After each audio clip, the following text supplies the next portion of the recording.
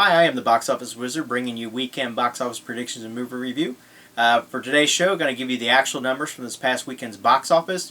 I'm going to skip my segment of Beat the Expert because with the numbers coming in late, I got to do some more calculating, and so I just haven't had that time, but I want to get the numbers out to you. I'm going to do a movie review on The Free State of Jones, and also movie news on Pirates of the Caribbean and Star Wars Episode 8.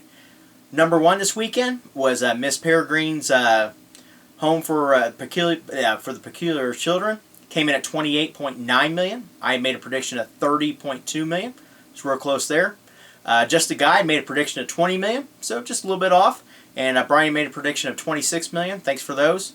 That's actually off to a good start. Made $36 million overseas now, and it on a $110 million budget. I actually see this movie doing very well overall. So, second place was another debut of Deepwater Horizon. Came in at $20.2 million. I was real close on this at $20.8 million. It's got a $110 million budget as well. Not sure how well this movie will do overseas. However, though, it may struggle to reach that budget point. I don't, based on how it started, I don't see it definitely not making $100 million here in the U.S. So just kind of have to wait and see if there's any flavor for it overseas or not. So just a Guy who made a prediction of $22 million. He's pretty close there. And Brian had made a prediction of $16 million. Third place was Magnificent Seven. Came in at $15.6 million. I made a prediction of $16.5. It's made $46 million overseas now, and now sits at $108 million worldwide. So it's doing very well at this point. Fourth place was Storks. Only saw a 35% drop at $13.5 million. I was real close on this one as well at $13 million. Brian had made a prediction of $11.5 million. So this movie's performing very well. Started out a little bit light, it seemed, but overall, though, it seems like it's doing okay at this point. So, just kind of have to wait and see how the numbers do finish out. Fifth place was Sully. Actually crossed over $100 million in the U.S. this past weekend. Came in at $8.3 million. I was real close on this one as well at $8.5 million. It's now actually made over $150 million worldwide. So, the Clint Eastwood movie is doing very, very well. Sixth place was Masterminds. I had made a prediction of $6.4 million. Came in right there at $6.5 million. But as I did predict, this movie didn't do much. It's not going to do much at this point. Probably finish out with about $12-14 million when it's all done here in the U.S. So, seventh place was Queen of Katwe. It came in only at $2.5 million. I made a prediction of $3.8 million. So this movie is going to struggle to make back its budget of $15 million.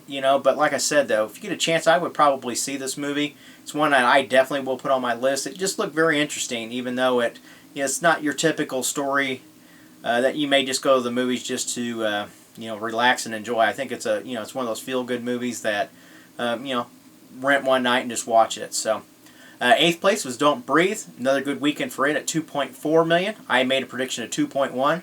It's now at $85 million here in the U.S., $129 million worldwide.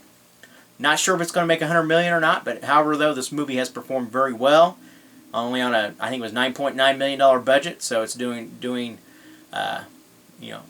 great numbers for this type of movie, and probably there will be a sequel in the works at this point. And our ninth place was Bridget Jones' Baby. It came in at $2.3 million, and my prediction was $2.3 million, so I was right there on it. This movie's only made $21 million now in the U.S. However, though, $100 million now overseas, so that's where the last movie made all of its money, and the same trend is happening here as well. So, and rounding out top 10 was Snowden at $2 million. I made a prediction of $1.9 million. This movie's fizzling out very quickly. It's only going to end up with about $22 to $24 million. Has a $40 million budget, so I venture to say that they are going to lose money on this. So, hey, I did get an opportunity to pick up the movie Free State of Jones. I did view this over the weekend, and I will say that this movie is very, very good. I definitely recommend it. If you don't know what it's about, the guy's name is Newton Knight, played by Matthew McConaughey, and it's actually based on a true story, and it's during the Civil War, and he basically deserts and goes back home, and there's a lot of things going on with the Confederate government where they are taking property and doing different kind of things. So he basically starts fighting back and retaliating for what's going on. So different kind of things happen and so forth, but at the same time his wife does leave him, and but then he eventually builds a relationship with a freed slave. So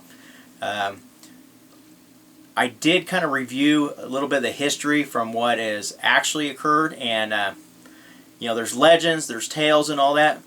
It's kind of generally online, but it's also kind of hard to, who do you believe from, who's wrote what book and all that. So, however, though, I think this movie was very well put together. It's a shame that it did fail at the box office, but I definitely recommend picking it up. If you're a Civil War buff, I think you will enjoy it. If not, definitely at least rent it, watch it once for sure. I think you won't be disappointed in it. So, hey, movie news. Disney has released the first teaser trailer for Pirates of the Caribbean. Dead Men Tell No Tales. Had to look at that because I knew I'd say it wrong. So if you get a chance, watch that. I did get to see it, so I'm going to check it out a couple more times here over the next couple of weeks as well. It does have a May 26th release date coming up here shortly, so that sounds like a far away, but it will be here before we know it. So, and also Star Wars news for Episode 8. Warwick Davis is actually going to have a role in this movie. So, if you don't know who he is, he played Wicket in Return of the Jedi, and he was also in The Phantom Menace as well in one of the pod race scenes. He might have been in there a couple times as well. So, he will not say what role he has. He's not supposed to say. So, but it is interesting that he is going to appear again. So, I'm looking forward to seeing what role he'll play. So, hey, that's it for today's show.